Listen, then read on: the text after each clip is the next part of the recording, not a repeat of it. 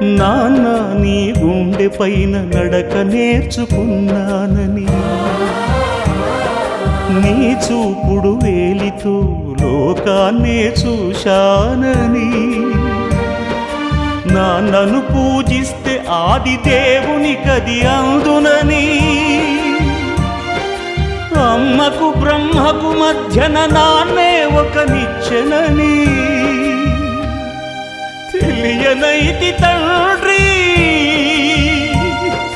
ఎరుగనైతి నాన్న.